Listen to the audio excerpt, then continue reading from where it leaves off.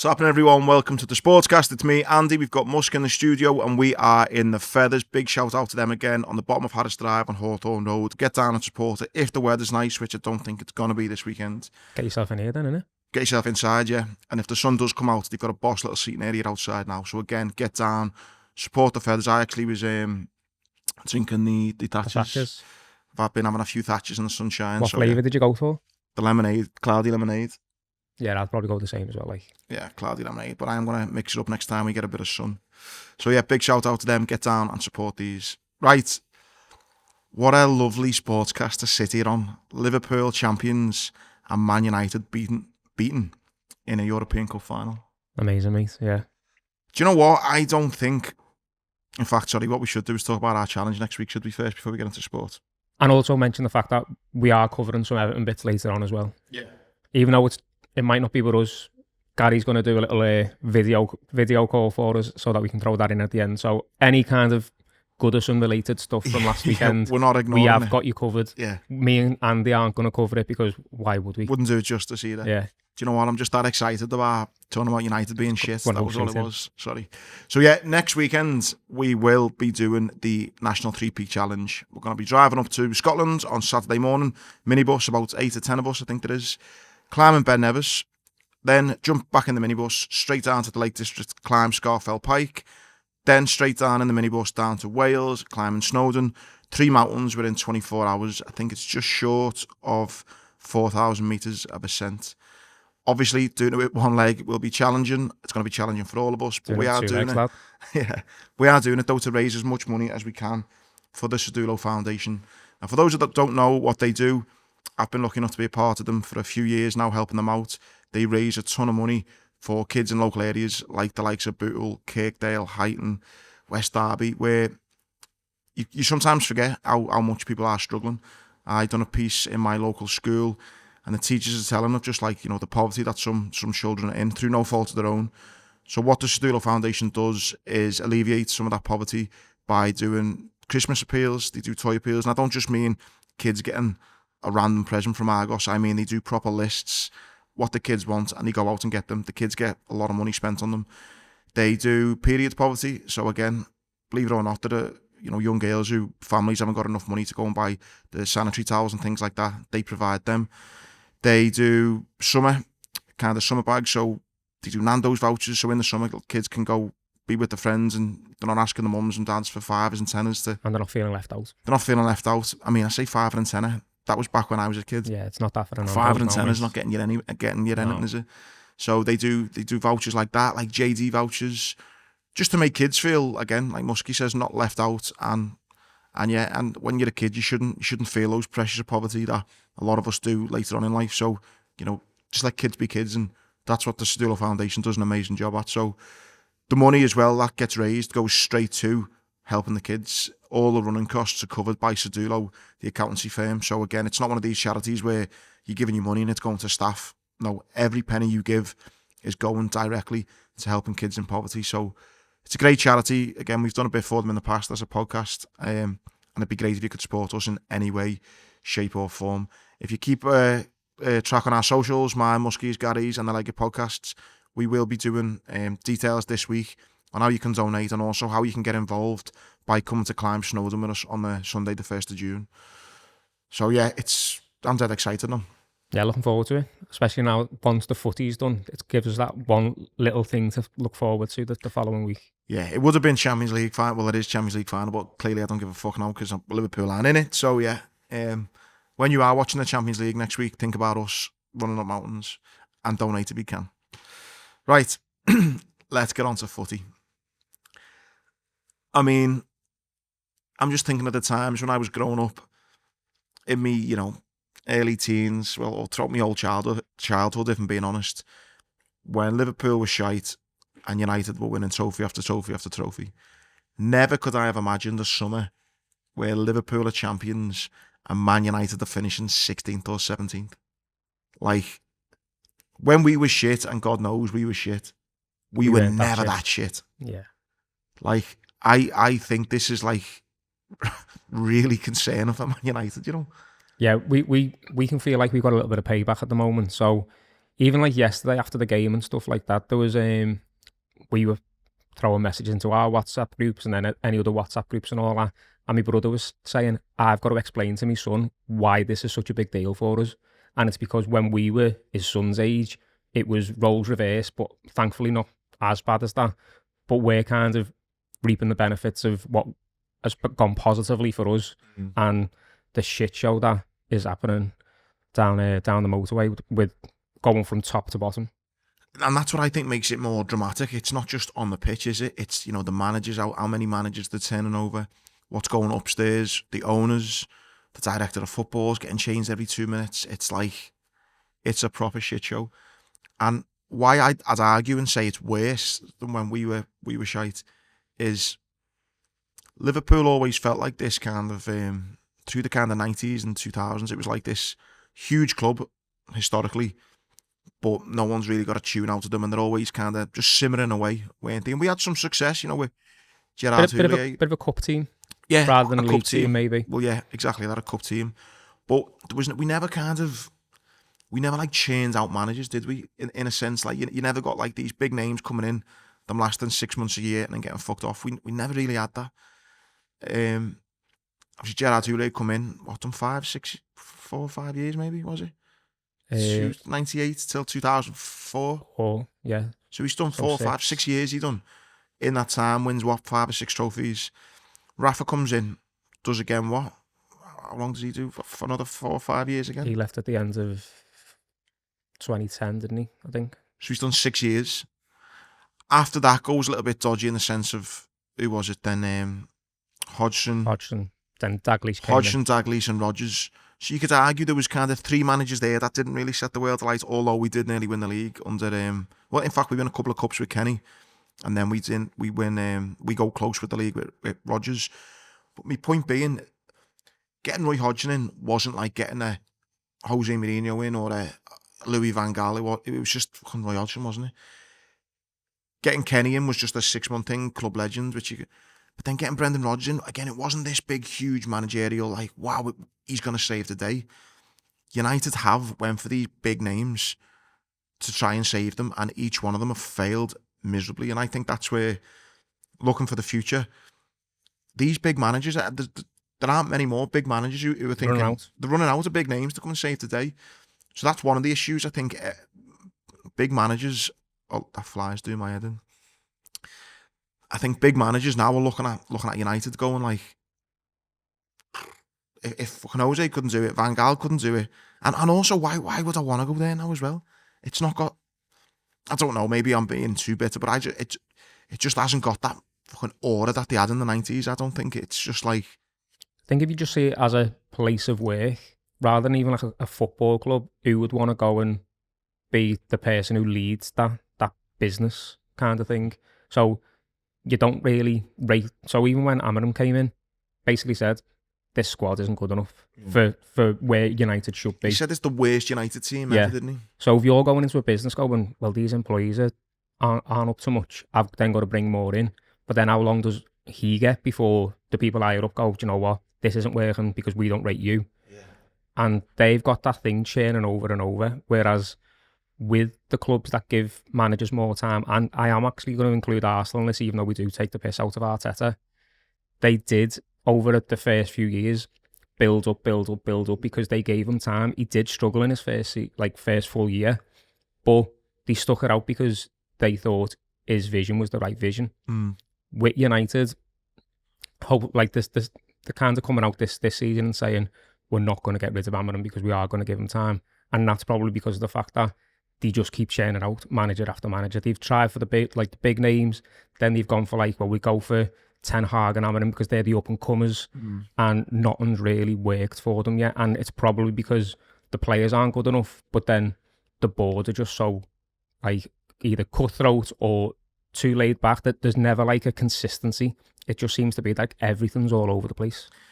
And any United fans who maybe do listen to this, or if it ends up being a reel or something, it's they'll argue that, listen, we're winning trophies. Yeah, you've became a cup team, but my point being, again, when Liverpool were a cup team, we were never this bad in the league. I think that's the big difference. When we were winning the UEFA Cup and, FA Cup and League Cup, we were still finishing in the top 6. United have finished. I mean, if you're taking this argument about the 3 that get promoted always get relegated, so you kind of forget that, and you look at bottom of the league is 17th place. They're going to finish bottom or second to bottom. Like, that's fucking mental. And it is mad that both of those teams then ended up going into the Europa League final. It is, but I'm just fucking so happy it wasn't United. And to be fair, the quality of football on show in that game showed that it was 16th against 17th. Yeah, I thankfully didn't watch it. I was in Manchester working. Game, I did manage to get in the feathers, funnily enough, and watch the last 20 minutes. And I had a little bet on Tottenham, so I should have been bolder. I should have just done Tottenham in 90 minutes, but I actually fancied them on pens. So I just done them to win the trophy, and had a few quid on that. And I just, obviously, Gary was saying last week he didn't see no chance in hell that Tottenham could win. I just think United are so shit. Yeah. Like, it was nothing to do with Tottenham not being winners, as Gary said. I just think United are so bad. Well, someone put a little mock-up thing of like a Bet365 bet or something. It was like both teams to lose because they're both that shit. Yeah. It was great to see. And just before we touch on the game, I just think the scary thing for United is again, if they do stick with the manager, he's not fucking great, is he? I think his record was actually worse than Gary Neville's at Valencia at some point. So if they stick with him, again, I wouldn't be that excited. If they get rid of him, like we've just said, who are they going to get? Whatever manager comes in is dealing with a shit show of players not being good enough, but also the board is stingy as fuck, and you're going to end up paying for fucking staff's dinners because that's what Amarin's basically been doing. So you're like, what manager would they get? On the pitch, the players aren't good enough, and they're all getting paid silly dough. So that's a headache in itself, getting rid of half the squad. You know, they're still paying Rashford, who's not even playing for their club. They got Casemiro on, $350 a week, all that. So dealing with that's going to be a nightmare.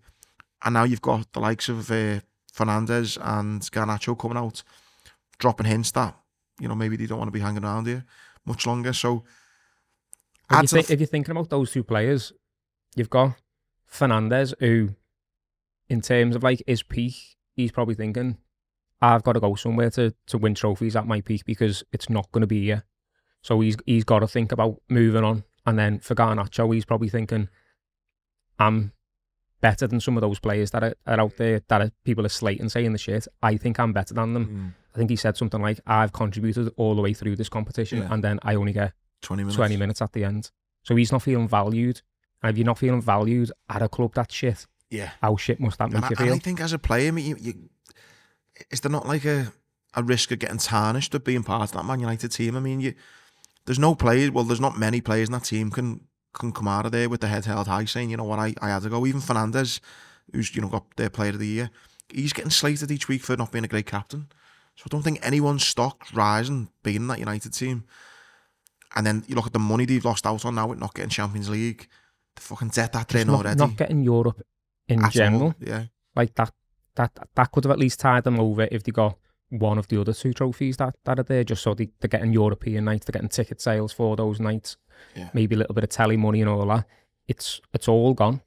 And you just wonder, where are they going to then plug those gaps where they're already losing out year on year debt-wise? And that was when they did have European football, and that was when they were finishing like top 8, top 7, top 6, whatever. And now they're getting 16th, 17th. They're going to have players wanting to leave, and then they're going to have players who probably go, I don't mind staying because I'm on silly money and no one else is going to pay this because, as you just said, my stock's gone down. So no one's going to then go, well, I'll match that what United are paying you. Some of them might just do a Rodwell and go, yeah, sound. Well, you've given me the contract, that's on you. I will be surprised if I seen like Cunha getting linked up. I think that was close, and I'm just thinking, you know, why I don't know. I just don't understand why you'd want to go there. But if they get it over the line, that's another thing. But there will be certain players though that go, I could make the difference there. I could be the person that they're screaming out for. It depends on what kinds of, one, what money they're going to be able to offer them, but then two, the ego of that person and also what other offers that person's getting as well. But it's like if Cunha goes there to United and Fernandes goes, all Cunha's going to be is basically what Fernandes, the best player in a shit team. Yeah. So because he's not going to get the service that he was hoping from someone like Fernandes. Because the team shite around it. Yeah. So yeah, fucking buzzing. On to the game itself, like I said, I didn't see much of it. Only seen the last 20 minutes. Poor game, like you said. I've seen I think Kerkez said it as well on the bits that I've seen this morning. Just buzzing. Like, I am so buzzing for Ange Postecoglou. Like, we talk so much, which I think it's a load of shite when the media talk about mental health and stuff like that, because the media are the worst for gaslighting everyone. You know, all these reporters who had just been batting them with the whole, you said you're going to win something. Why aren't you going to win? You know, it doesn't look like you're going to win something. You told us all you're going to win something. And for him there to actually do it, win something in the second season, like he said, I was so happy for him. Like, I was absolutely buzzing for him. And just to shut all the haters up. I remember Floyd Mayweather used to have that saying, I hate haters. I fucking hate haters. You know, those people who don't like to see you having a go on, or if you do have a go, they're just desperate for you to fail. And I've got loads of them. I fucking hate people like that. And I feel like Ange was having a go. Do you know what I mean? He got himself to a position where he's from Australia to become a manager in the Premier League. Do you know how good you have to be, how much hours you need to put in to be a manager in the Premier League, and then to just get pelters every week saying you're shite, and then to have that one little quote thrown at him week after week, and for him to stand there at the end and go, yeah, I've done it. I was just like, fucking go ahead, lad. Yeah. Absolutely buzzing for him. So yeah, and then that quote could have haunted him for the rest of his life, couldn't it? Yeah. If that game didn't go the way that it went yesterday. And I'm just happy that, as you said, it's the media and also like ex-pundits and ex-players who are now pundits and stuff who have been bringing it up and getting their own clicks and all that kind of stuff. And then I've said myself, like, I don't like when he comes out and he's petulant after the game because Tottenham are being beat, but how many times have they been beaten? How many times does he have to come out and say the same thing over and over again and try and change his tune a little bit? So when he is head down, not really engaged, you can kind of see why. I don't mind that though, you know. Bit of personality. Yeah, I mean, fucking hell, what was Klopp like? Every time we got beat. That was when we were comparing it like earlier in the season. I was saying this is why people who weren't Liverpool fans hated Klopp. Yeah, but I don't hate Ange for doing it. I think any manager. Listen, how competitive we all are. I'm very competitive and stuff, and it's like, if I've just been beat and I've got a reporter who's trying to fucking gaslight me, I'll probably be reacting exactly like Klopp and Postecoglou did, you know what I mean? Do you think it makes any difference to whether he stays or not? I think it would be really harsh if they sack him. Listen, Tottenham have been shite all season, right? In the league, I get that, right? So something does need to change, I get that. But if you'd said to anyone at the start of the season, right, listen, your biggest rivals, Arsenal, aren't going to win fuck all. You're going to win a European trophy and get Champions League football. The Premier League campaign's not going to be great, but there's your offer. Would you sacrifice that for that? Surely you've got to. I think that Johnson basically said that in his post-match interview. He was like, he said it in a way that he probably came across a little bit like blasé, but he basically saying like, for the bad season that we've had, it was all worth it for this night that we've just had. He didn't necessarily say it in the best way. He said something like, it doesn't matter what happens in the league, because it's like, you've got to show that you do give a shit about the league a bit. But again, if you're going to sacrifice one thing for the other and then get yourself into Champions League footy, which you've got them getting Champions League footy and the team below them getting relegated down into the Championship. It's just a mad little setup that. I think it'd be similar to going the races, right? Every race, 6 races, you're putting 100 quid on every race, right? And you're coming nowhere. You're losing every single race. And then you think, what a shite day the races that's been. You put your hand in your pocket and you forget that you've done a play spot, and your play spots come in and you've ended up winning all your money back. It's like you've had 5 hours of this is a shit day, and then at the very last minute, as you're emptying your pockets, you go, oh fucking hell, I've done a play spot this morning which I forgot about, and then you go up to that and I've just won all my money back and a bit. So yeah, it's been a shit season, but fuck it, you're in your Champions League next season, you've won a trophy, and your main rivals, Arsenal, haven't won fuck all. I'd be just buzzing if I was a Spurs fan, and I wouldn't be sacking him. No, I think it'd be really harsh to listen, have words with him and say, look, like, if you get to Christmas and the league form's still this shit, we're going to have to make a change. You can't gamble on winning the Champions League because that's even harder. Yeah, exactly. But so, give him some investment, but no, you can't sack him. I think that'd be really harsh.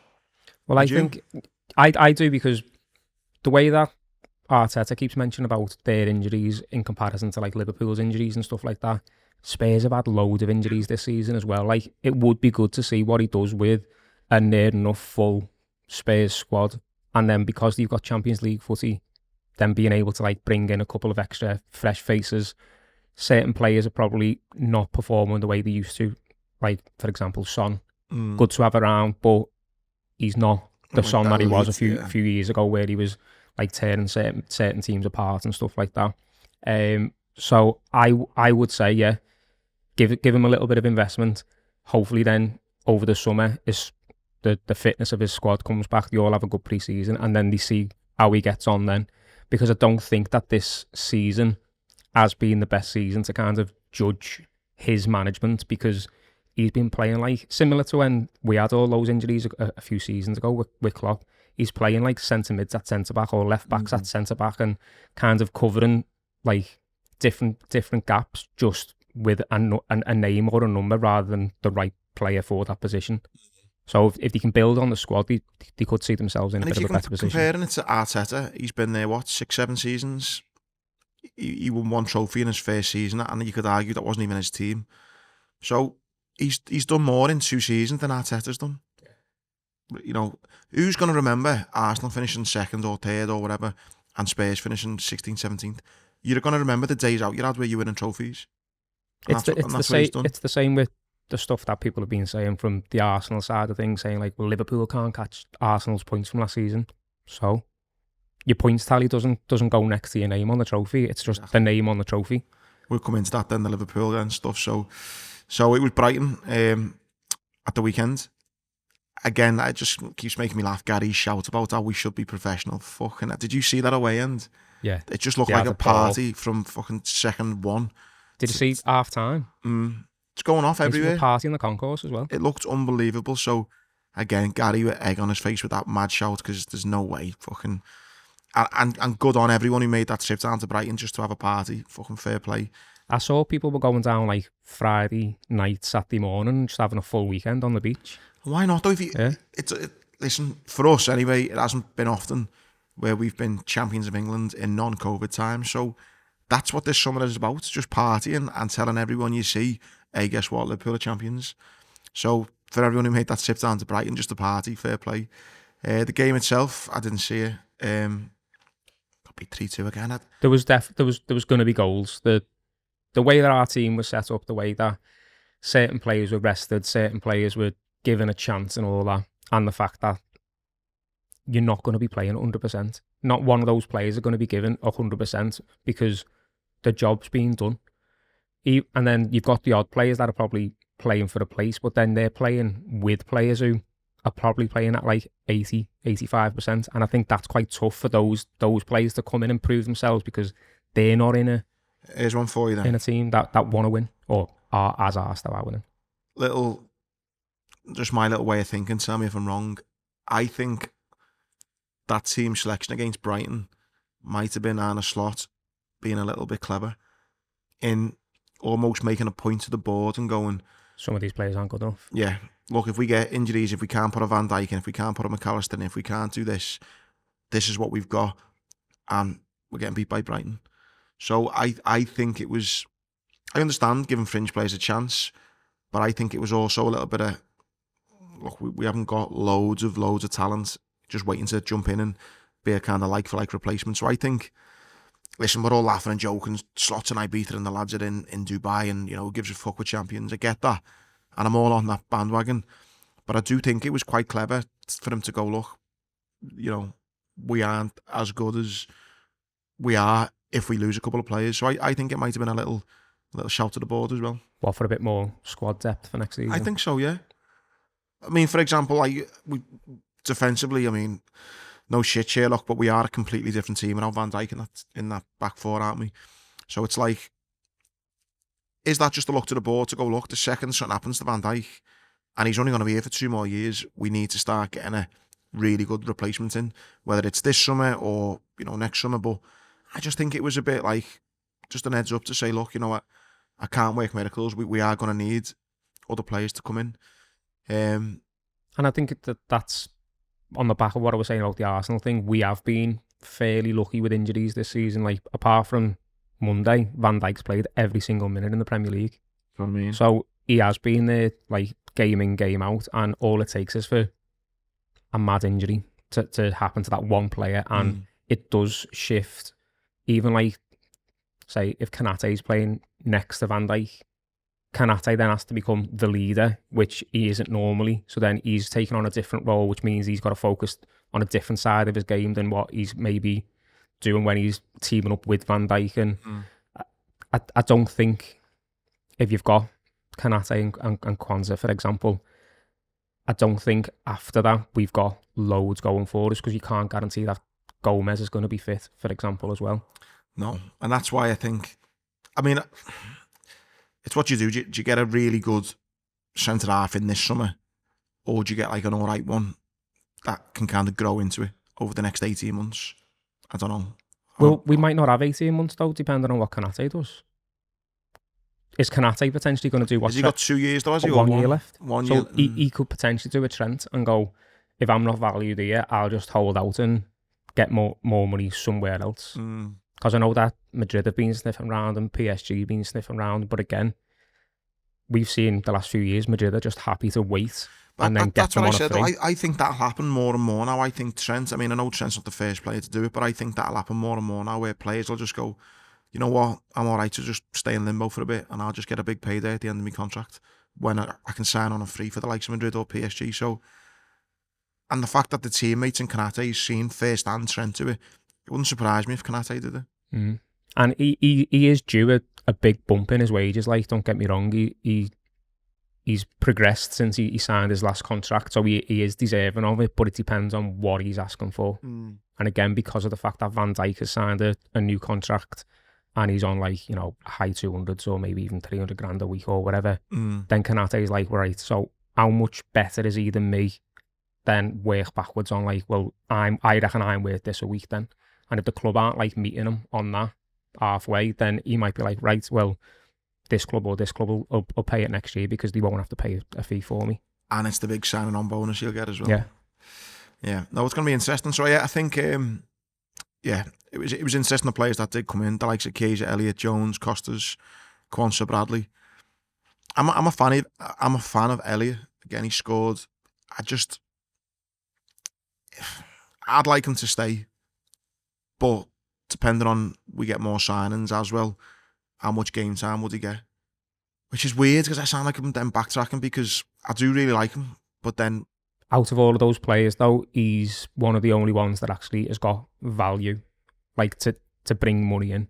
Yeah. So if we're I don't know, say we've got like 200 million to spend or whatever, but you want to buy even more players, you then got to offload players, and is it more beneficial financially to offload someone like Elliott who's in his early 20s and you can get, like, you know, 35 to 45 million for him, or offload like 4 or 5 of the other ones to get that same amount of money? But I can honestly see him like ripping it up in a couple of years. You know? No, we can, defo. Like if he went this, to like this just isn't the right team or the right time in that team for him, because every position that he can cover, you've got Mo Salah, the best right winger in the world, or you've got the midfield three that have been called the best midfield three in the league all season. Do you think Elliott's hanging on though for when Salah goes?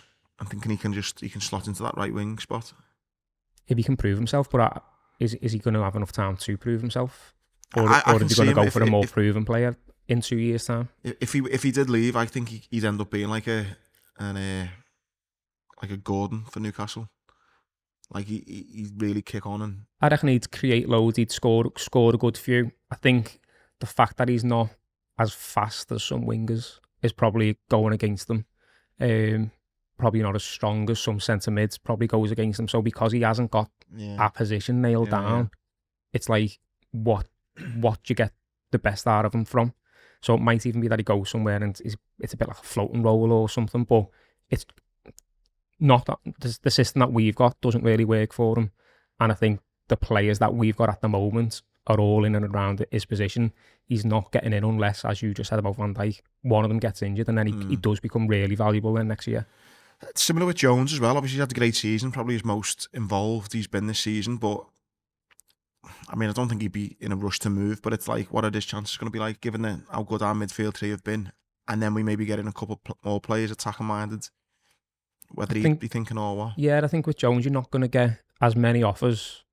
And also because he's a Liverpool lad, he's going to give you that little bit of extra that maybe someone with a similar ability might not give if he just gives that like extra 5% or whatever, just because it's my team kind of thing. But that's what you get with Elliott though as well, though, don't you? No, you do, but you're going to get more money for Elliott than you are for Jones. And if we're trying to push on from winning the league and capitalise on like this is the time that players want to come, but we're strapped for cash, then it's someone's got to go. And he's, in terms of like his age and what he could potentially be, I think he's got more of he's got a higher ceiling than what Jones has. In terms of players I'd be happy to see go, thanks very much, but you're not needed. Chiesa, I'd let him go. Costas, let him go. Quansah, could you see? Yeah. No, I don't. In the position we're in now, we can't let him go. You don't think? Unless, again, like you were saying before, unless we get someone in that is better than him and a reasonable price, I don't think you can let him go. And then if you do let him go, maybe let him go on loan somewhere so that he can show what he can do. Because at the back end of last season, he was looking like he was going to be the starter for this season. And he did have a proper wobble at the start of the season. Obviously, he was starting in the first game, got brought off. A couple of games this season. Ipswich, wasn't it?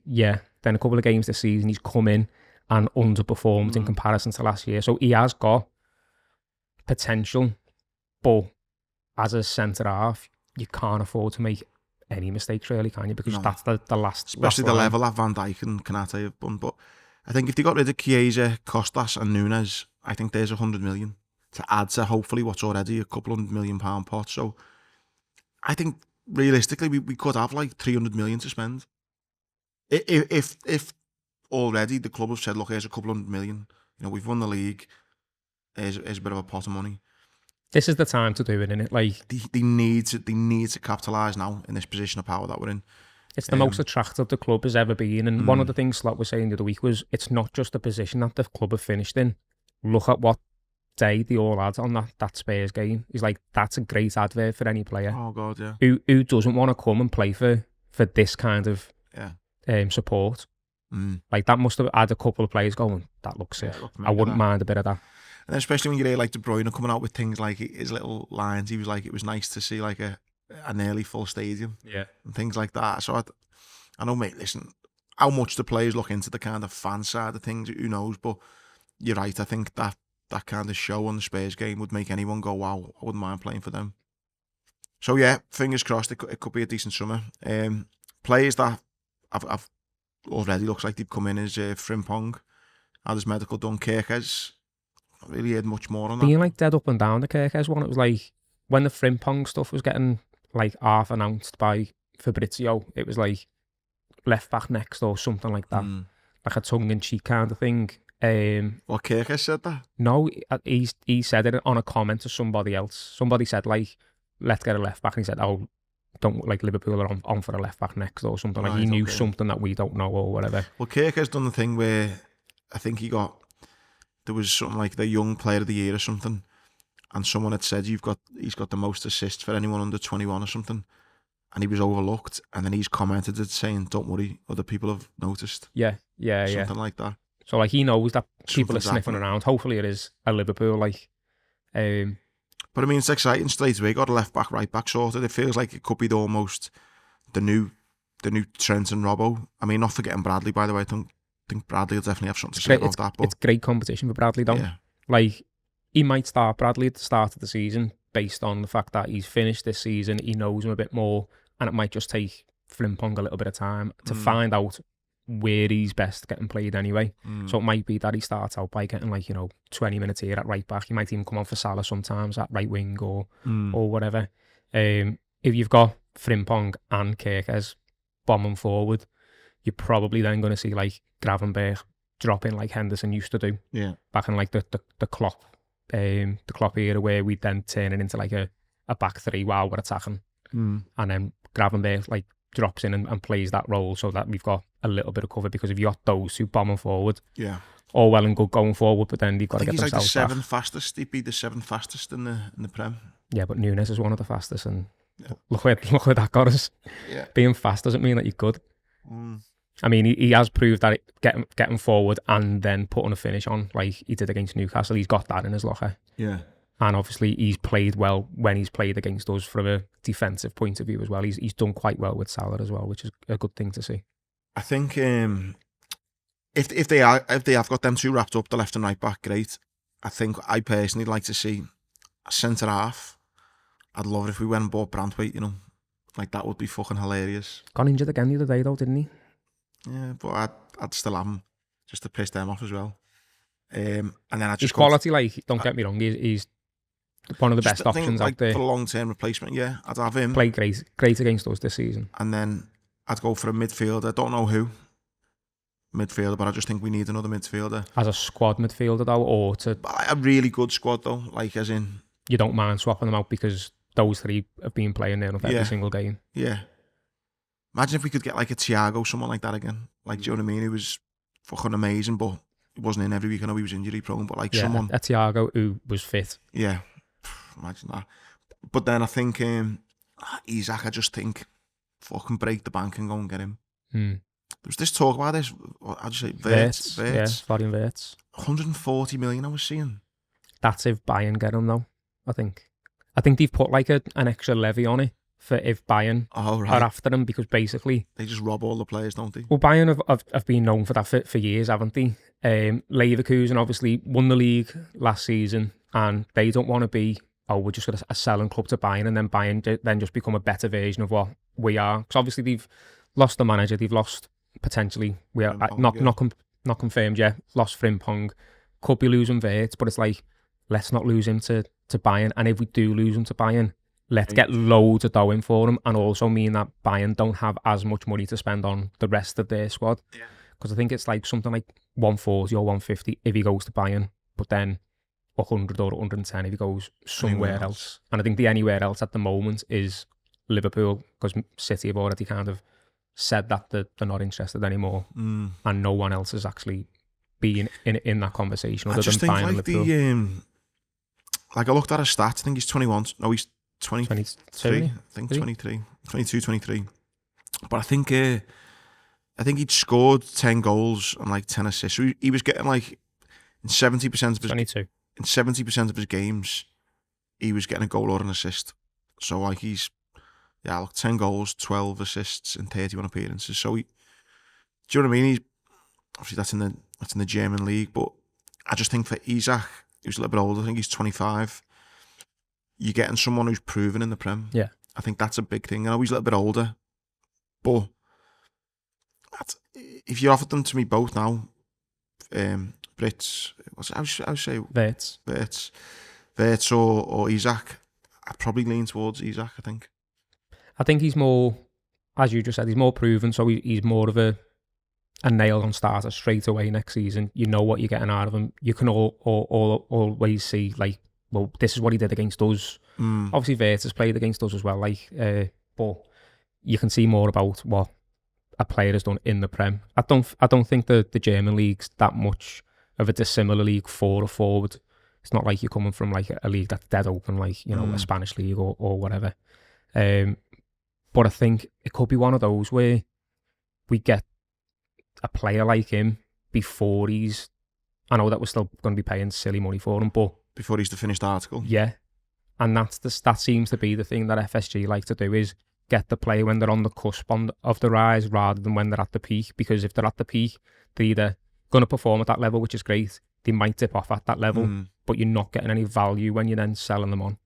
Yeah. So that's where, like, City and Chelsea used to be great at it with, like, the young kids. They'd buy them for, like, a couple of million, or, like, go through a cold case to 5 million for this player, but then they go and sell them for 15, 20, and they haven't even played the game for them. Yeah. Well, you think if they sign him now at 22, and he does, say, 6 years, he's in his prime at 28, then they can sell him for big dough, can't they, if they wanted to? Or you can potentially be keeping the best striker in the league, world, whatever. We don't know. But either way, I think they do need an attacker to come in they need to bomb Núñez, Chiesa, potentially even Jota. I've always been a big fan of Jota, but then I've seen his record for this season, and it's not great, is it, with injuries? I thought it was a lot better, to be honest. Not even that though. Like even last season, it was like he's not been great with injuries, but when he's come in, he's scored, like minutes to goal ratio is fantastic and all that. But then this season, even when he's come back, it's like he's actually played more this second half of the season than he did last year in bits. But the goal contributions aren't really there. And I've been a bit, just sometimes you have an opinion in your head and but then actually when you looked at the stats, I was like, fucking hell, my opinion's way off. So yeah, I've always been a big fan of Jota, but I think I probably would let him go as well. So there's a few rumours about Diaz going as well, potentially to Barca, yeah. But then I thought I saw a rumour saying he was staying. If I was going to let three of them go, I'd let Chiesa, Jota, Núñez go. I'd keep, obviously, Gakpo, Diaz, Salah, and hopefully get this Isak or the other lad in. But a midfield, I don't know what I'd do, but I think, like I said before, I think it could be an really exciting summer. I think I'm liking how we're striking early with getting there. Yeah, I was just about to say, like, there's nothing better than getting deals near enough over the line and signed before this season's even done. Like, while the Liverpool FC stock is in the place that it's in, get the players now. Don't wait until, like, let's see what happens, like, during the summer, or let's see who goes where. It's like, get those players in before anyone else can, before someone inflates the value because you've got a bidding war, all that kind of stuff. If they've got a release clause, bang, there it is. Let's get them on. The other thing, did you see Trent at the end of the game? Did you feel sorry for him or not? No. I don't, like, I saw people saying, like, this is the face of a man who knows he's made the wrong decision. I don't think he thinks he's made the wrong decision going to Real Madrid. I think he's realised he's made the wrong decision announcing it when he has. Because even if he knew it was happening, I think he's probably thought, I'll tell people early, I'll then get a little bit of a send-off, have my last little swan song before I go, and now he's realised, actually, it's not panned out the way I wanted it. He could have still been pretending to enjoy himself if no one properly knew that he was going. And he could have been doing that on Sunday as well. He could be lifting the trophy, having a laugh, all that kind of stuff. And the fans would be like, that's probably the last time we see Trent. But we wouldn't have been convinced of it. So he wouldn't have been getting booze. He wouldn't have been getting, like, all this hate that he's getting. And it's because he's announced it when he has. Do you know what, lad? Bit controversial, but I think he's feeling himself that much. I think he knew the cameras were on him at the end of the Brighton game. And he's trying to just, like... I just think he wants this. He wants people talking about him. He wants it to be on Sky Sports News. He wants those photos of, everyone cheering the away end, going mad, and he's like looking on like despondent. I just think it's all for show. I honestly think his head is so far up his own ass that he kind of wanted that moment of everyone talking, saying, "Oh, he looks gutted," and because he's probably thinking in his head, listen, he's been mocking us all season, giving it all that. He'll probably want next season, he's open, he's going to rip it up at Madrid, and then he'll no doubt cut back to this and be like, you know what I mean? I don't know. I just think he's up his own arse that much. He knows the cameras are on him, and he wants these stories, he wants these podcasts, reels, he wants people talking about him. I honestly think he's that far up his own arse. She was giving the puppy dog eyes to make a few people feel sorry for him. Yeah, 100%. He knows the cameras are on him. I think it's all for show. I honestly think he couldn't give a fuck about anyone. And if you look into the distance of that video, none of those fans gave a fuck about him either. No, and because they were all having an absolute ball at the end of that game, even though they got beat 3-2. Do you know what as well? Like, when they say, don't they, like in relationships, like if you fucking ever get fucked off by someone or anything, if you hate them, hate and love are a very similar emotion. Do you know when you just blank someone? It's even worse. It's fucking so horrible. Oh, I remember, like, years a bird's fucked you over and you're texting them and then they're texting you back, so you're arguing with them, so you're like, oh, at least, we're communicating. And then one day they just stop texting you. Yeah. And you're just getting blanked. The silence is deafening. Oh, that's why I thought booing him was the wrong decision, because I just think it means that you still give a shit. Yeah, you still care. It's better just be like, is that lad coming on? Yeah. Exactly, and it'd be great if just no one gave a fuck. Yeah, and and you know what? Fuck him. I'm proper done with him. Like, I hope no one boos. I hope no one. I don't think he comes on. I reckon he does what he did on Monday. I think Endo comes on it right back again. I hope so. But you know what's mad as well? Because he's been acting and how he said the whole teleprompter video and all that, he's going to be standing there with the fucking Premier League just like, it's fucking weird, isn't it, what he's done for himself. I reckon there'll be a picture of him and Robbo either side of it. And other than that, I don't think he'll have anything to do with like me on my own, because he'll just float around and with his little puppy dog eyes clapping, all that kind of stuff, and everyone else is just going to be having a ball. And again, because he's announced it so early, he can't visibly enjoy those celebrations on the pitch. I just hope he doesn't put a bit of a downer on everyone else. I've seen like Robbo's Instagram and it's like a bit passive aggressive at the end. Yeah. And it's like, I want everyone to be able to enjoy themselves and then not look at Trent and be like, oh, come on, mate, and like, fuck him. Yeah. Like, fuck him. He's fucking made his bed. Let him go and lie in it. Everyone else needs to have a ball and let the crowd see them having a ball, and then we can feed off that, and we can have a ball in the stands and in the boozers. That's what it should be about. It like, this is the last time kind of thing we need to talk about Trent. It's fucking done now. Let's just try and fucking enjoy ourselves. And have an absolute party. Have a party. Although the weather is pissing me off. That's probably the only thing that's upsetting me at the moment. The weather does not look great for this weekend. But it will be a party. You know, looking forward to it. We're going to be out early, aren't we? Going for a brekkie, a few beers, and just proper enjoy the day of one that we've never seen before in our lifetime. Yeah, and it's a bank holiday as well, which makes it even better. Yeah. Both of those teams, to be fair, though, well, both sets of fans, both sets of players, whatever, that game could be anything. Yeah. That game could be a cricket score for both teams. I saw Nick Peete. He's been on the show. Big shout out to him. I love Nick Peete, and big obviously huge UFC expert.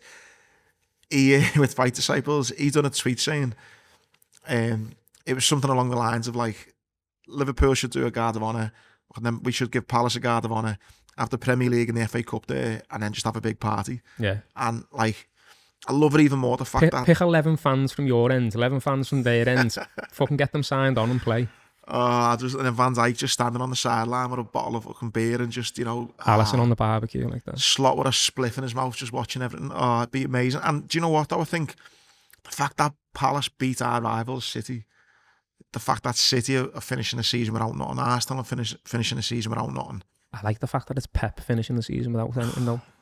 And it's just Liverpool and Palace both winning trophies, and just like, fucking, what's happening, lads? He's all right. The atmosphere before the game's going to be great. Like, both sets of fans just floating about, having a couple of bevies. Obviously, the sun's not going to be there, but we're still going to be having a good time. Like. And I hope there's you sometimes you get some fans that you kind of have a back and forth, but I hope there's some sort of a unanimous kind of like, are you watching Manchester? And they join in on it and that, you know what I mean? I just hope, it's going to be a carnival. And I hope Palace fans have a ball as well, and so they should. I hope they come up here with, ready to have a party as well, because it's great what they done at the weekend as well, beating City. So, yeah, proper can't wait. Again, sorry to piss Gary off. I don't give a fuck what happens on the pitch. Just want to have a fucking party, which would be great. And see Van Dijk lift up the Prem. So can't wait. And then we've got the parade on the Monday. Yeah.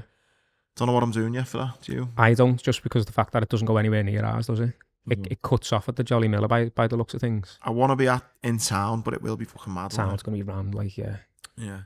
Might have to just stay out from the Sunday, get yourself a little spec along the Dock Road, and then just stay there stinking of ale. Done a bad show, yeah. You've done worse. You've done worse before, lad. Before we just touch on Everton, I know we're going to do be a separate bit with Gary, but I just think it's worth touching on. By the way, I thought it was quite weird that the teams we've got birds in the in the kind of club badge. You've all won. The Liver Bird, Newcastle Magpies, the Eagles, and Spurs, the Cockerel. Yeah, the season of the birds. What I will say on that though is like all this talk about the kind of worst league and stuff like that. I just think it's been proven what a load of shite is. I mean, what do you want? Do you want a team like Man City winning the treble and it's that's it, boring?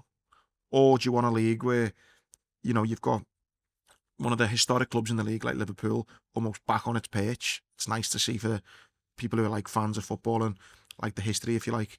You got a team, Palace, winning the first ever trophy, and it's the FA Cup, one of the most prestigious, if you like, in English football. Newcastle, a huge club with a huge fan base who have been lacking silverware for a long time. They win a cup. And then you've got like the drama of a Spurs, a new manager, but all that win it in the second season. They win a European trophy. You've got Chelsea in a European Cup final. It's like, surely this is one of the best seasons ever as a football fan, because when City do the treble, there's only one set of fans who are happy, and that's Man City fans.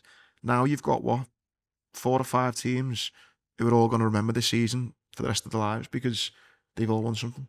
And what we're going to touch on a little bit later on is the fact that we've still got a lot to play for in terms of the European places as well for next season. That's still very much in the mix as well.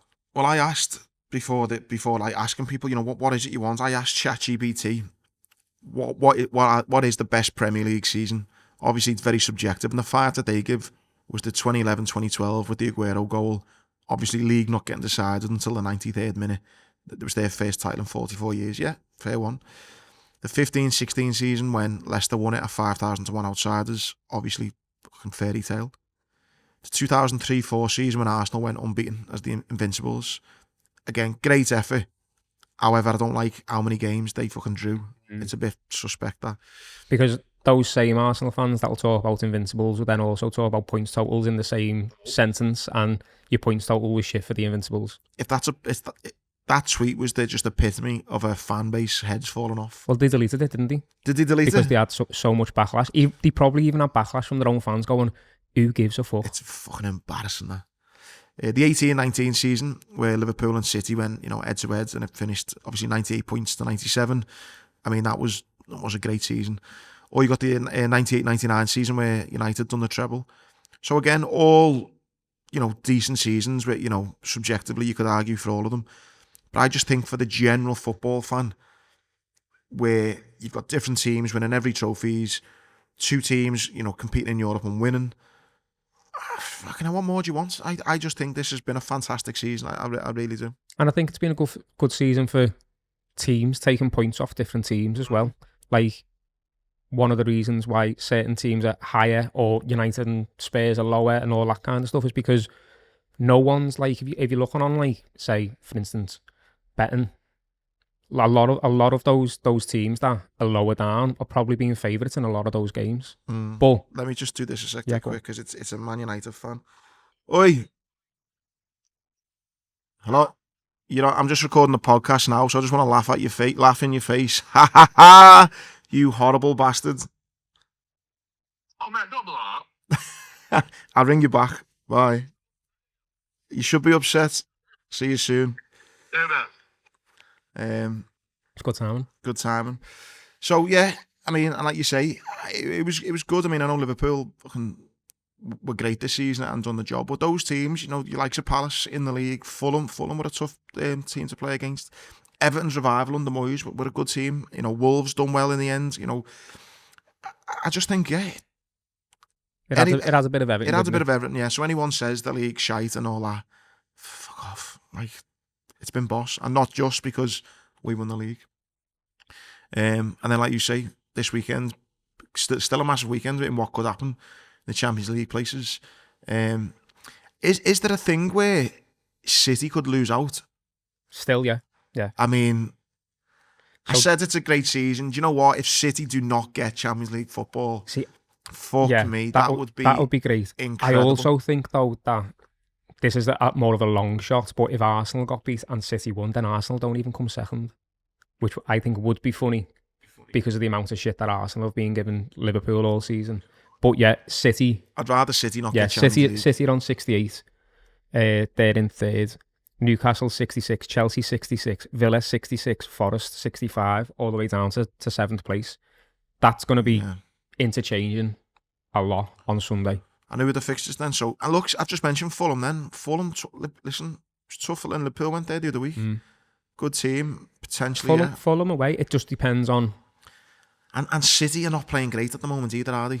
So, yeah. And then the other games then. So you need Villa at United.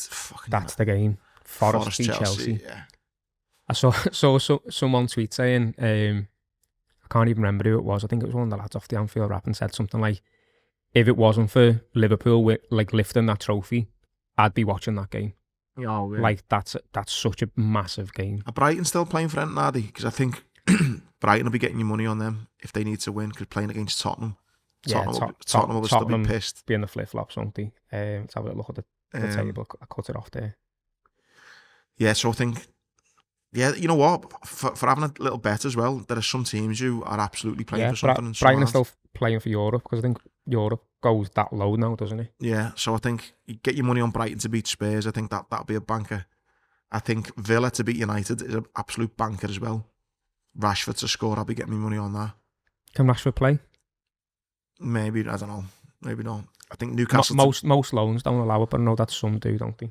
So the bankers to me are Newcastle to beat Everton, Villa to beat United, Brighton to beat Spurs.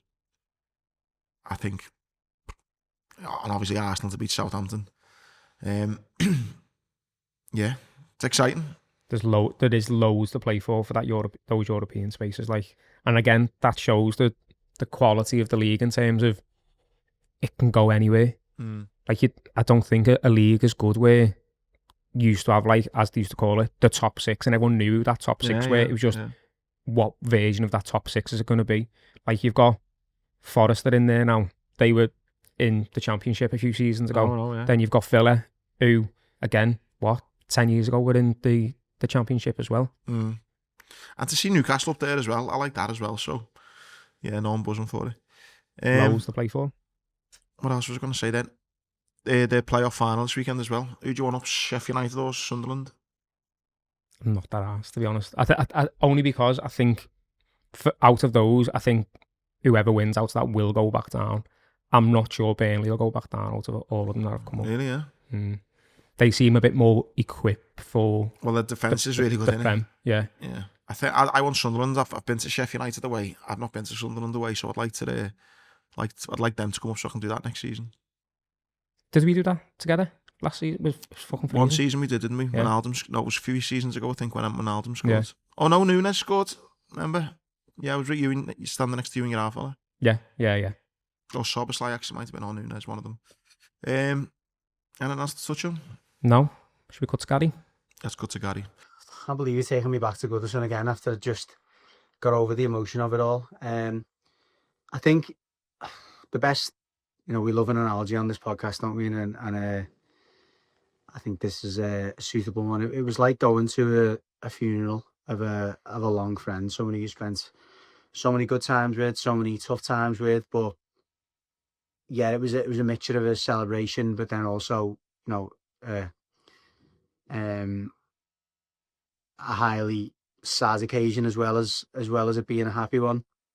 I think everyone was trying the best to be in that celebratory mood, and I think it was definitely a celebration before the game. The early kickoff I was a bit apprehensive of, but it being 12 o'clock kickoff, not giving the fans much time to really get out and enjoy themselves, but they certainly did. They were lying on the streets from 8 in the morning. I parked at my dad's at around 10 and walked up to the stadium, and there was just as many people coming away from the stadium who clearly spent a lot of time soaking up the atmosphere and didn't have tickets for the game as they were going towards the stadium. And that says a lot about the type of occasion it was. And you'll have all seen the pictures and the videos online of how packed the surrounding area was. So listen, in all, it was a great day. The football and the game itself just felt like a little bit of a distraction, and almost like a formality that everyone wants to get out the way. We were there to watch a football match at the end of the day. We wouldn't have been there on that day if it wasn't a football match. But I think all the fans and even the players, and they admitted that after the game, were just desperate to get the win under the belt and get that out the way, and for the final game of Goodison to not be a defeat. And Ilman and I got the goal fairly early, and that was nice.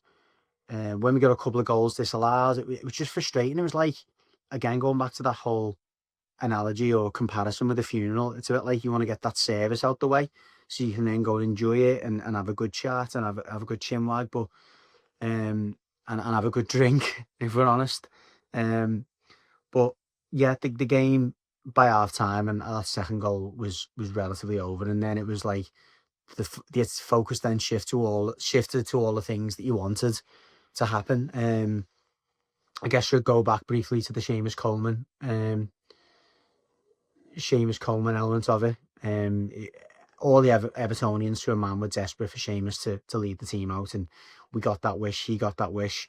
First run he went on, he seemed to pull his hamstring or pull some kind of muscle, and it was obvious that he wasn't going to be able to stay on. But it was just great to be able to give him that, that standing ovation, and he absolutely deserved that. Takore got a similar exit when he left the pitch, and it was all that then, like, trying to show appreciation to some of the players, and the players trying to show appreciation to the fans. Yeah, and then it was on to the the ceremony, if you like, after the game finished. So as the game finished, and they brought out all of the various different Everton players from different generations, which was nice. It was a nice touch. We had players from the 60s and 70s, the players from that great 80s team, who I would say probably got the biggest ovation of the lot. Even back to players from the 90s and stuff like that, and that was good. It was nice to see the players, walking around the pitch and everything, and the the club paying respects to their various different achievements, of which obviously the ones in the earlier days has a lot more of them than recently. But yeah, that was good, and it was great to see the stadium still full, and credit to some of the Southampton fans. They stuck around as well, a good few hundred of them, and you could see they were enjoying the occasion. And then, yeah, I know you asked the question, Andy, about what was the most emotional moment for me, or was there any points that I did shed a tear, and when was that? It was probably, it was probably the last song, All My Life, and it was like, we knew it was the last song. It was like that last moment of reflection, and that song anyway just does capture the emotion, doesn't it? And I think I've said, I don't know, I did say on the show last week that there's my Louis, my good friend, his dad. We lost him about 10 years ago, and you could see he was looking to the sky, and he was very teary. And then it kind of made me think, all these years I've spent with my dad are probably some of the best years of my life. Some of the best memories I'll ever have with my dad have been spent in that stadium. And I actually stand exactly in front of me dad. He's the same seat as me, row in front, and I just put my arms around him, and I think someone by us, one of our friends by us, caught the moment that I'm kind of holding on to me dad, which was a nice picture, but it definitely was perfectly timed, and that was the moment that I got particularly upset. But yeah, listen, great day, very enjoyable day, highly emotional day. I went on to the early hours. I didn't get in till about 1 o'clock in the morning. I think we headed into town after having a few drinks around the stadium. And yeah, a fitting farewell, fitting tribute. I've got to admit, we were a little bit underwhelmed by the artists in there. We were listening, they were brilliant. They've done a great job, but there's rumours of the Lars and Lee Mavely, etc. So that was a bit disappointing to not see them, and not to maybe get a longer stay afterwards. But probably one of the funniest bits is after all the acts had finished and the current players had been around the pitch, most of the fans then exited the stadium. We chose to just stay in our seat for a bit longer and have a little chat, and the steward starts to relax a little bit then and just allow people to just drift onto the pitch. So we just kind of casually walked onto the pitch. It was the tamest pitch invasion ever, because the stewards were clearly not that bothered. But then the police must have kind of kicked in then, and they were saying, look, he needs to leave the pitch. But everyone was fine. There was no one really objecting to that, and they just gently ushered us back off the pitch. But it was nice to get a few pictures on there. I did grab a bit of the turf and put some in my pocket, but as I didn't get in till 1 a.m, that went missing somewhere. But yeah, listen, great day, good send off, very emotional. But like I said at the start, and I've said a few times, the comparison with the funeral was like you walk out there feeling as though you've done your bit, you've done your job of seeing that person off, or in this case, seeing the stadium off, and it was a good day. And now, I think the attention for most of the Evertonians, not the women's supporters obviously, but the supporters of the men's team will be focusing on Bramley Moore, and I'm not going to call it the Hill Dickinson Stadium yet. I don't think I ever will. But yeah, we're focusing on the new stadium now, and it's an exciting summer. I did say that the football or the match was somewhat elementary, but it was another good victory, another solid performance. And it leaves us with 45 points and 20 points clear of the relegation zone, which is a phenomenal achievement for Moyes and the players, given where we were just a few months ago. So looking forward to the summer, looking forward to what's come next. But good day all round. On to the next stadium. Hopefully you enjoyed Gary's take on what the weekend was like. Please like, comment, support, share the pod with your friends, and have a boss weekend.